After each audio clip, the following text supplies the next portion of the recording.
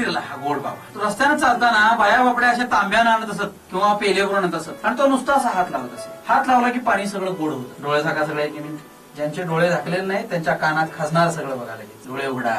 हे पाणी सगळ्यांना थेंब थेंब बघा. काय झालं? गोड आहे?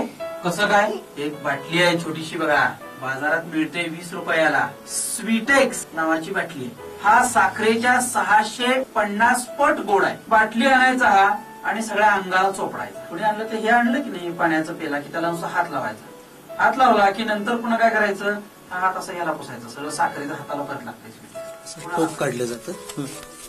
नारळाचा डोळा दिसतोय. ह्या डोळ्यामध्ये ह्या काचा या डोळ्यातून अशा आतमध्ये घातल्या जातात. सहज पडतात त्या काचा. हे असं झाकलं जातं आणि काही कळत नाही पुन्हा की हा नारळ तोच असतोय. आणि नंतर हा नारळ फोडला जातो आणि फोडल्यावर आतमध्ये गुंता आणि काचा कशा काय, तर ती म्हणे नारळावरती करणी झाली की त्यातून तसं निघतं. दूध काढणे नावाचा प्रकार आहे. तर ती आपली रवी जराशी म्हणजे बसे ना मी केला नाही. शक्य झालं तर तुम्हाला उद्या किंवा कोणा परवा शेतीशी दाखवा. त्या सगळ्याच्या मागे काय कारण असेल? बुवा महाराज का शास्त्रीय कारण असेल?